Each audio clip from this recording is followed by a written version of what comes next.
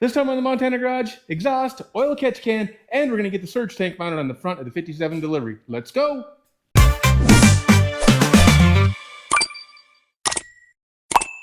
Well, YouTube, it seems I have failed yet again. We find ourselves here in the middle of September, and I think I put a grand total of maybe 1 mile on the 57 delivery this summer. I think if we go back to the spring, at some point I made a video like I'm going to get this thing put together and drive it, or hopefully even race it. And we could probably go back a year and 2 years and 3 years, and I probably said all that same stuff. And once again, I have failed. But I have made some progress, and I'm fairly confident that next year, never said that before, right? Next year, this thing is going to be on the road and on the racetrack. So even though I technically failed, I don't feel too bad about it because I did get quite a bit of stuff done on the delivery this summer, even though I didn't really spend a lot of time on it. We did cross some stuff off the list, and well, let's see, here's the list that I made this. I wish I would have put a date on this. I bet I made this 3 or 4 years ago.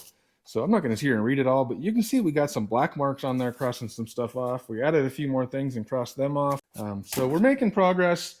I mean, the car's up on the ramps right now, but technically I could go in there, I could hop in and flip the switch and start it and go for a drive.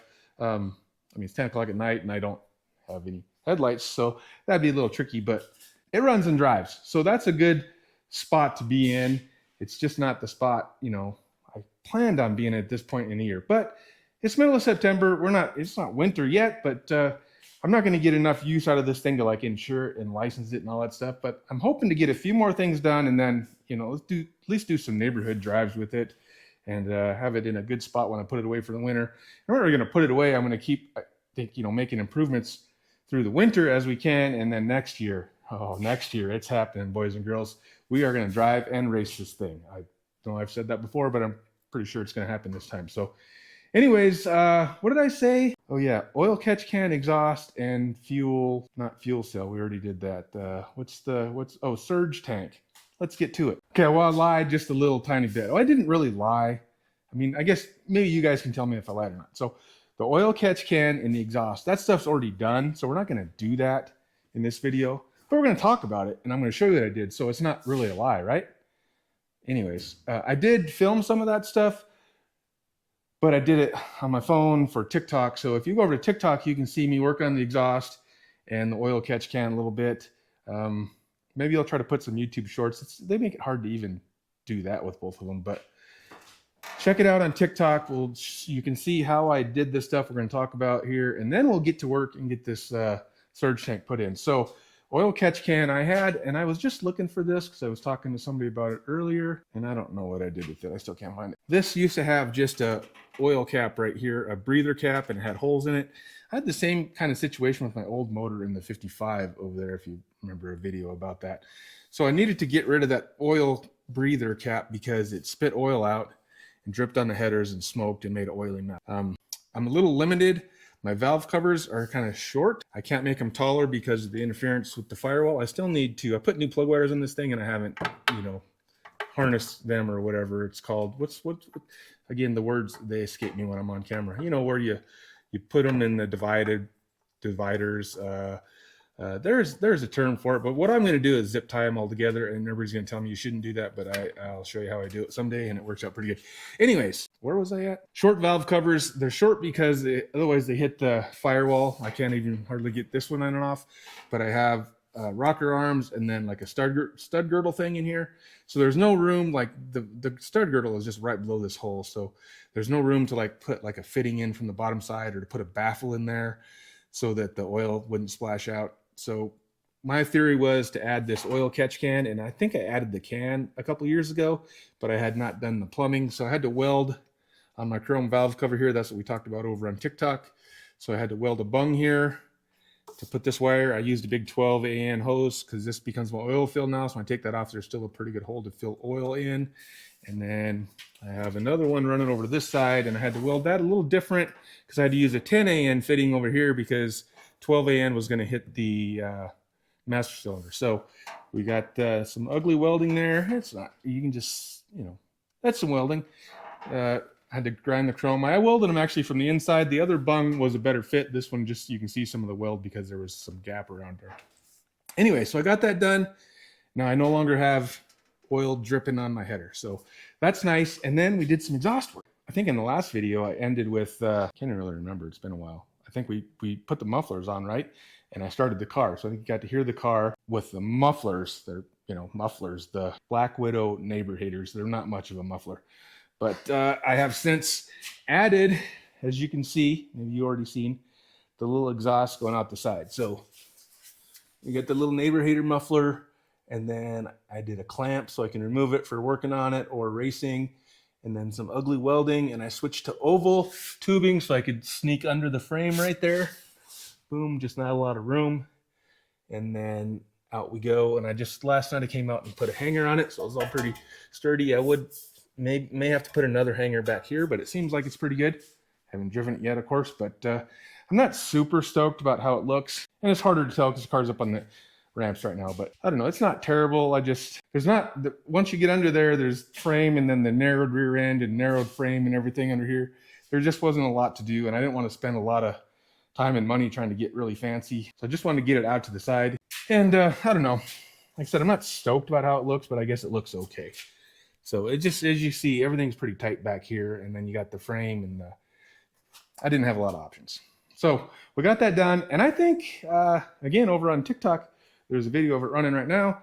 Otherwise, wait till the end of this video, and hopefully we'll get it fired up again once we get the fuel system all put back together. So there we go. That's what we've done the last couple days. So tonight and probably tomorrow's project, because like I said, it's like 10 o'clock at night and I didn't get out here in time, is adding this surge tank. I've mentioned it briefly, I think, in the last video. So we're going to add this surge tank. It's going to go right here. It's going to gravity feed the fuel pump. So we're going to be able to get rid of this little primer pump and this little primer fuel tank. We're going to get rid of this fuel cell and all of this plumbing. And what we're going to do is we're going to tie that surge tank in to this fuel cell that we already have in the back. So we got this, which I don't even know, it was in here when I got it, maybe a 10-gallon fuel cell. I already have fittings and stuff. I don't remember if I did that on video or if I just talked about it before, but this is all ready to go. We got a new Holley black fuel pump. We got pre and post filters, and we just ended. I need some better lighting back here, but right there is where our fuel line has got to go. So that's what we got to do. We got to plumb that bad boy up, and then this is a return line that's going to come back into here. This is a vent, so it has like a little rollover fitting.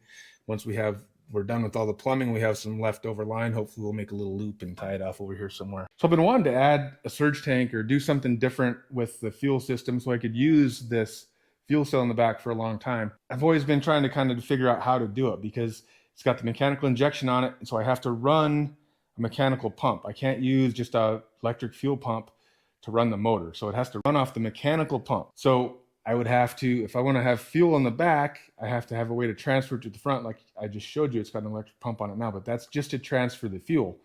But then we put it into the fuel cell up front. Like say, if I was going to keep the original setup, put fuel in there, use an electric fuel pump to pump it up here into this tank, then how do I like monitor the level of the fuel in there?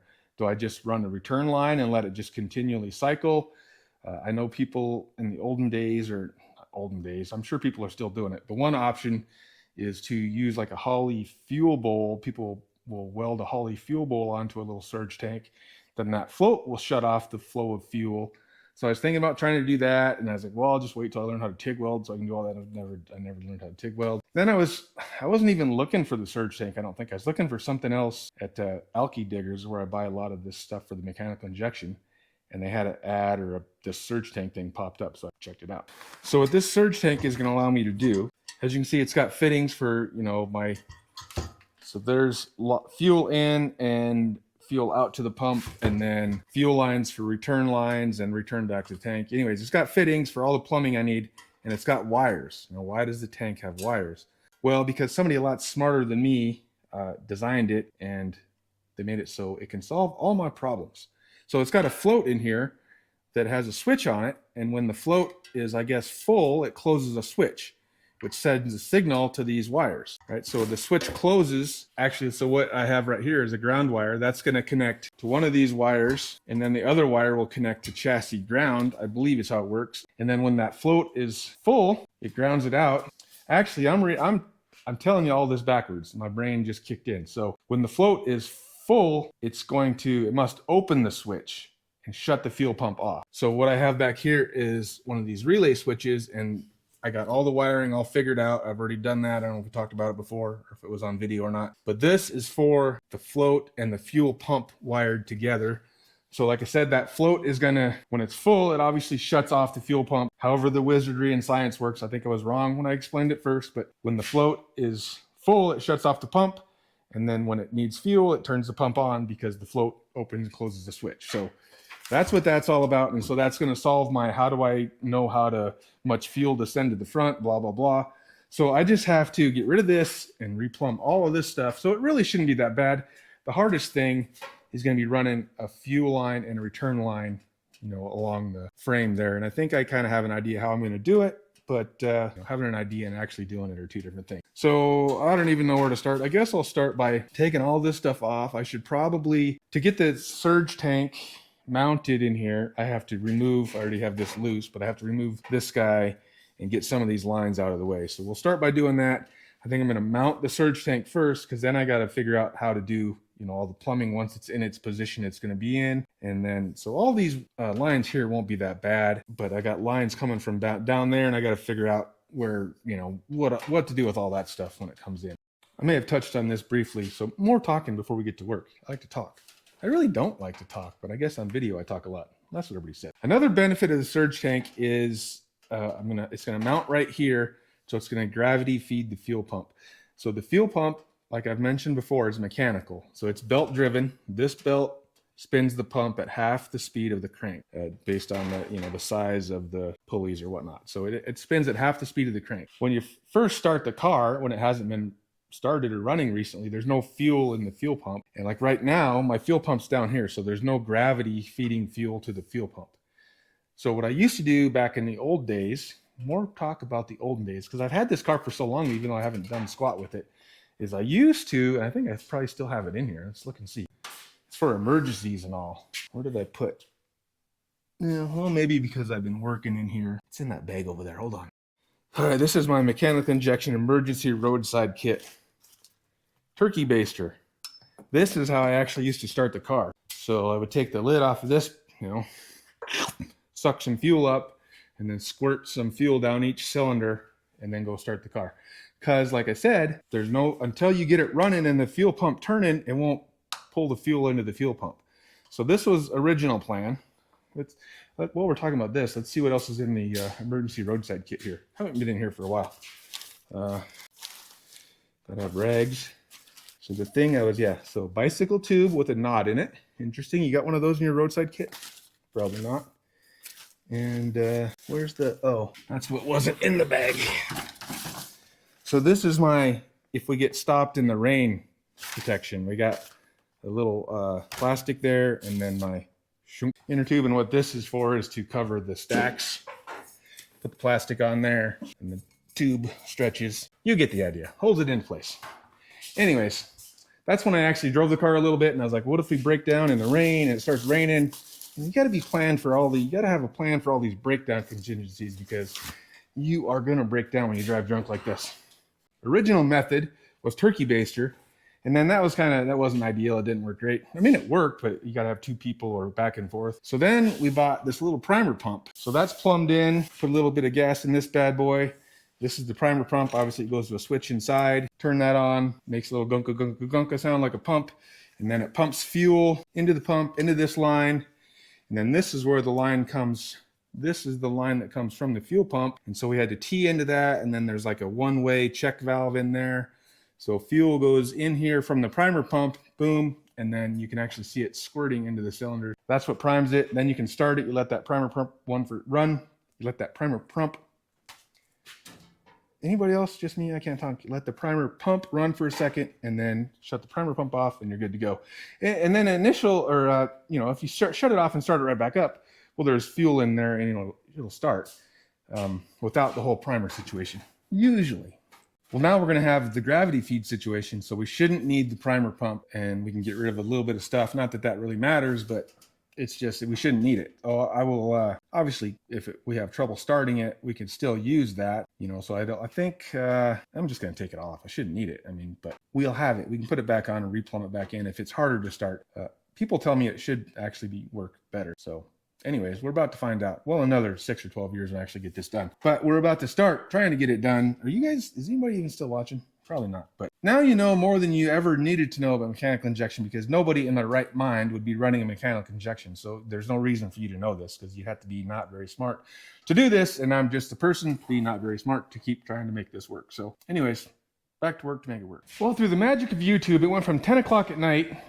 It's daytime now. It's actually like 5 o'clock the next day. So because of the magic of YouTube and my special talents and skills of not being able to accomplish anything, it is now, like I said, 5 o'clock the next day, and I didn't do anything last night. Life intervened once I started talking about what I was going to do, and I didn't even get to start. So now I'm going to start. So we're going to start by taking off some fuel lines. We're going to lose a little fuel and get rid of this guy, and then we'll figure out how to mount this aluminum tank here. Hopefully I can just mount it on this crossbar. I may need to make some other kind of bracket supporting stuff, but we're about to find out.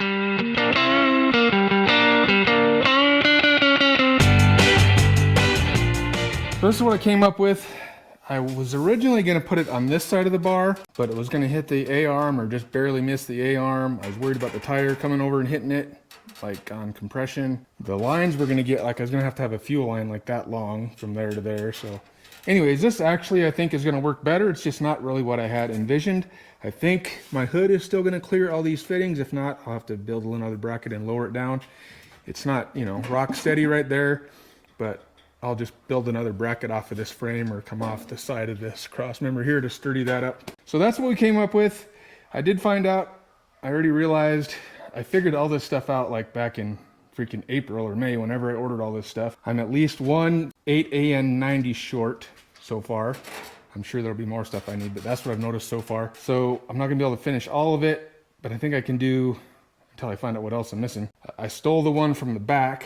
There's one on my fuel pump in the back, so I need one in the back to run the line up front. But I'm gonna make all of these lines first, and then I can make the other line and just not make the connection in the back until I get another fitting. And then I'm sure I'm gonna find out that I'm short more stuff along the way, because I gotta see, I got all the hose ends, but I gotta split hoses to put these bypass valves in them. So hopefully I got it all figured out. I got more parts in the box over there. So anyways, that's what we're gonna do next. We are going to make all these little short fuel lines. Got the first little line made, one end with a 90 to the surge tank, one end with a straight to the fuel pump. This is a Russell Pro Classic braided hose. It's pretty easy to work with. I mean, it's not super cheap, but I don't know, compared to other stuff, maybe it's cheaper than some others. It is NHRA approved, so this doesn't count for like your 12 inches of rubber line, where they say. So this is like a braided line, so should be good to go. So let's see if it fits. I used a little wire to kind of gauge the length I needed as it kind of bends around down here. So hopefully I'm somewhere close. Go hand tight for now, and hopefully I'll remember to come back and tighten them. You guys won't let me forget that, will you? Well, here's how we ended up with all the first set of fuel lines going to the stuff that this tank was plumbed to.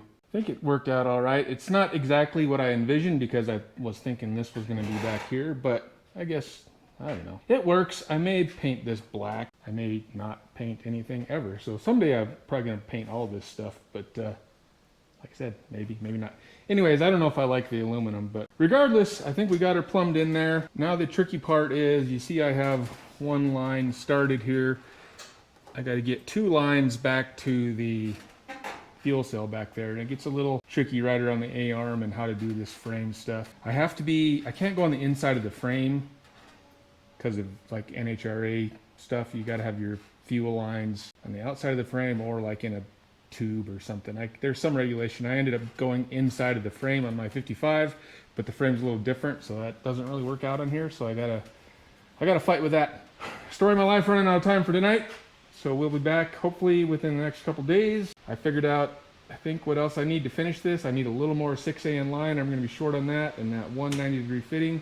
So I'll get some of that stuff ordered so we can finish this when the stuff comes in. Okay, a couple days later, back out in the garage. I got kicked out of work. They had a bunch of drywall and putty coat and sanding, and it's a disaster. So this afternoon and probably tomorrow I'm not going to go to work either, so hopefully I can get this wrapped up. I have a few little parts I ordered. The 6AN hose wasn't long enough, so I ordered a little more hose and an adapter and some fittings to put another piece of that on. And then I'm missing the 90 degree. I think we already talked about that for the 8AN.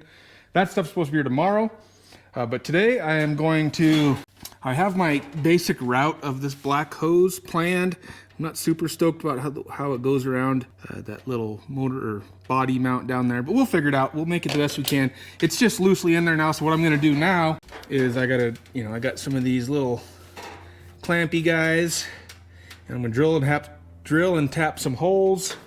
And between the combination of those clampies and some zip ties and some fasteners, we're gonna try to get this fastened to the frame. It's a little tricky going around the A-arm here. Obviously I don't want it where anything's moving, but I think I got enough room to squeeze it through right here together.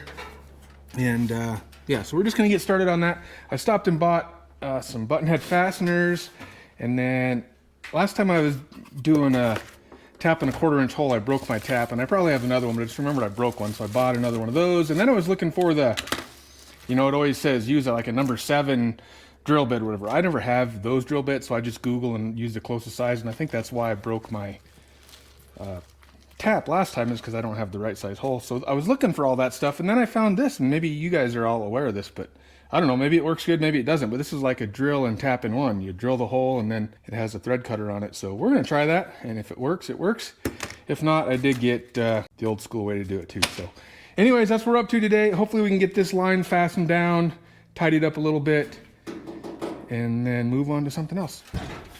All right, so here we go with the temp number 1 with our fancy drill thread cutter combo. Somewhere down here I made a little black mark in the light. I just can't quite pick out my black mark on my black paint. With the light how it is, there we go right there. So put our fancy dancy automatic center punch thingy into action. See if that little bit's, almost fell on my arse. It's close to the hole. Strike 1. Might have to drill a smaller hole first, I guess. This guy wants to dance around a little bit.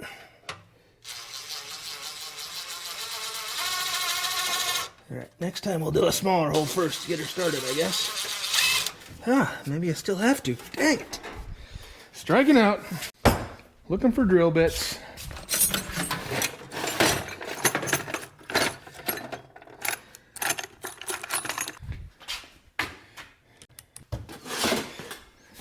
Alright, let's try, now that I got the paint all screwed up right there.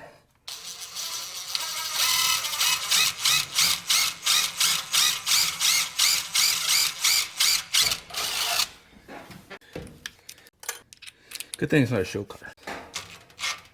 Alright, I didn't read any kind of instructions. I assume you just drill the hole and let her eat it, right?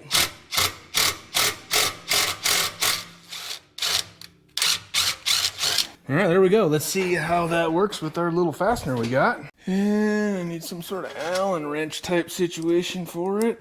Looks like it's the right size. Oh, I think I got a little lock washer for this guy too. I was gonna just test the hole, but I might as well just test the hole by putting it together, right?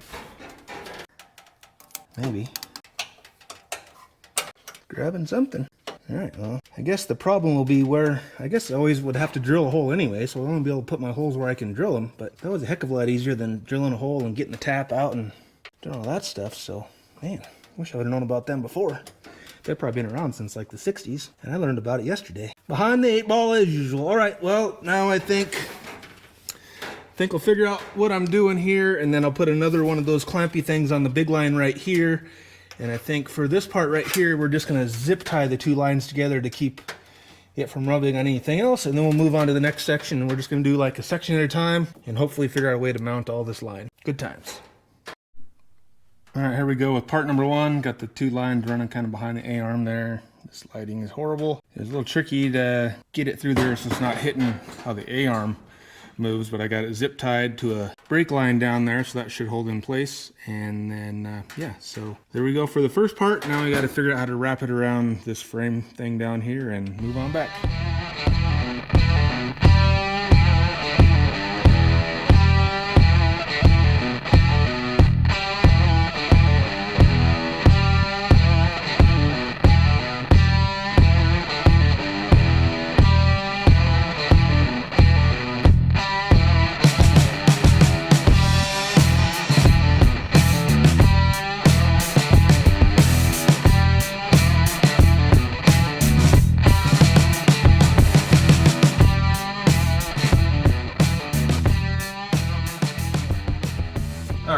once again kind of reached the end of session or whatnot because I got other stuff I gotta go do. But anyways, we got our line coming off the frame there. Got a few little clamps holding her in place and some zip ties tying it together, trying to make it so it's not rubbing on anything and do all this stuff. It's probably gonna move around, but for now it looks like, you know, it's good. It's not rubbing, it's missing the frame and the roll bar, the body mount everywhere. And then when we get back here, got to turn the corner and go to the inside of this piece of frame.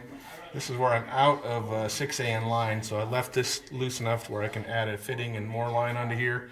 I have enough of the bigger line, except I'm out of time, but from here it's going to turn and whoo, get you dizzy.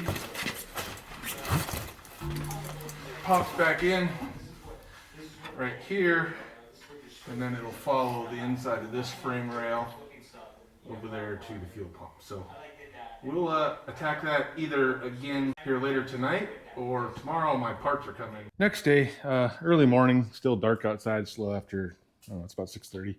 Getting out here kind of early because I have a couple of things I have to do this afternoon, but I want to try to get this fuel line stuff wrapped up as far as I can. I think I already said I'm waiting on some parts. They say they're out for delivery today, but I don't know what time they're going to get here. But I want to get as far as I can on this, and then we're actually going to try to install some headlights on this thing. And to do that, I got to steal some parts from this thing, and some of the stuff that's coming in the mail today will replace the stuff over here, so we can get started on that. And what else was I going to do? Oh, I'm going to try to get the dang tires off of this thing because I have new tires over here in the corner that I've had for a couple years. Well, bam, right there, some Hoosier QuickTime Pros, I think they are. These tires, although they look like they're pretty much brand new tread-wise, they've been on here since the 1980s, and I don't want to be doing a burnout and have a sidewall blowout or something, so I'm going to get rid of those things. And I'm going to be honest with you, I've had this car for over 20 years now, something like that. I've never even taken the damn rear tires off of this thing. So I don't know, it looks like it could be a chore, just like it is on this thing where I don't know what the hell happened there. It says I got 89% battery, and the GoPro said battery low and shut off. So anyways, it's probably gonna happen again, I'm assuming, right? You gonna happen? You gonna shut off? Anyways, I'm gonna try to get the tires off of here, get to it, and see if we can accomplish something for a change. Got what I can get with the lines coming back here until we have the little UPS guys show up to see where we at. Yeah, so I got the 8AN line coming right here, and here's where it hooks on. I just need to get the 90-degree fitting, and that one will be good. The 6AN is still stopped in midair back there, but I got it figured out how it's going to route, and it's coming to this guy right here. So as soon as that stuff shows up, we'll get back on that. In the meantime, I had to run some errands, unfortunately, this morning. So I stopped at O'Reilly, grabbed some carb cleaner so I can blow all these lines out, or spray them out and then blow them out. And then a couple more wire fittings because I have to run these ground wires. So the other thing I guess I did is I got rid of this guy. This was like a little line for the primer pump that we shouldn't need anymore. I'm going to leave all this stuff here until we get it running again, just so I don't have to re-engineer the world. If this doesn't work for some reason, it'll work, right? But we'll wait to take that off. So in the meantime, I'm going to take all the lines that are done. I just have them all hand tight on here. I'm going to take them all loose on each end, spray some, well, I have a little bit of gum out and a little bit of O'Reilly's carb cleaner, and then follow up with air. So we'll make sure all the lines are all blown out. And then if we get done with that and the other stuff still hasn't showed up, we'll start figuring out how to get these big ass tires off.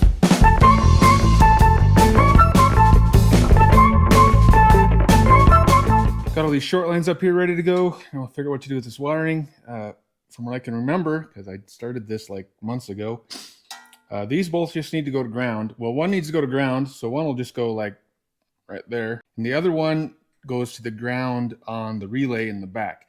And that wire I already have ran up to right here. And I ran it up here because I thought this tank was going to be up here high somewhere. And I just figured, I'd run it up that way. And then unfortunately, this was just the end of the roll of wire. So I didn't cut it too short. That's just all I had. So I'll have to do one extra splice, but whatever. But now I think what I'm going to do, being it's over here, I could still run the wire and just zip tie it to the fender here. But I'm going to, because it comes from down on the frame, I'm going to bring it back down to the frame and then just zip tie it to one of these lines, and it'll come up, wham, bam, thank you, ma'am, like so. So we'll work on that next. And then no parts yet, so then maybe it'll be tire time.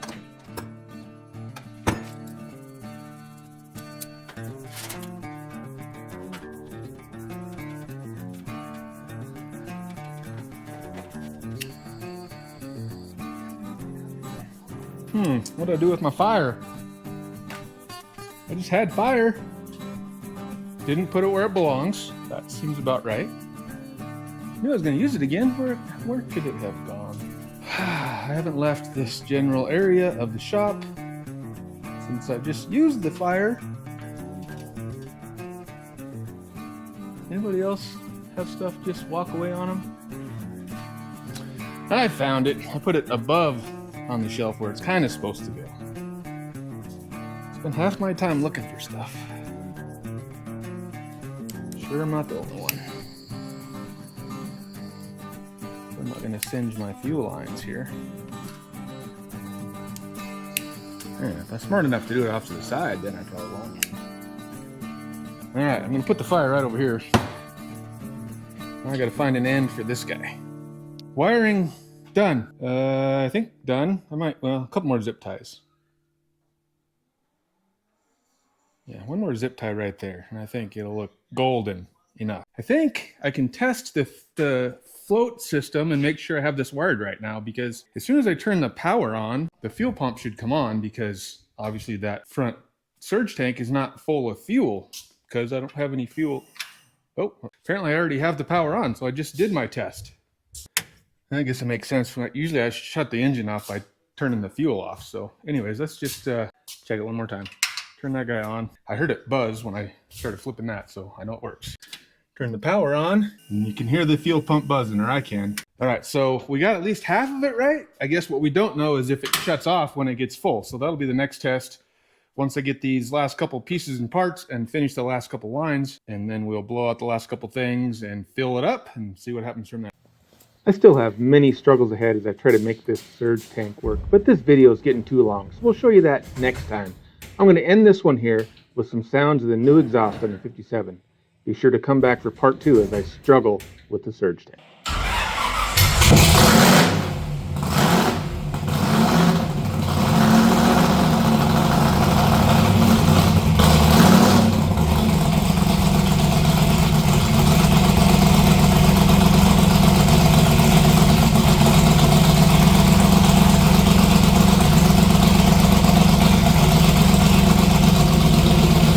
She's pretty spicy still.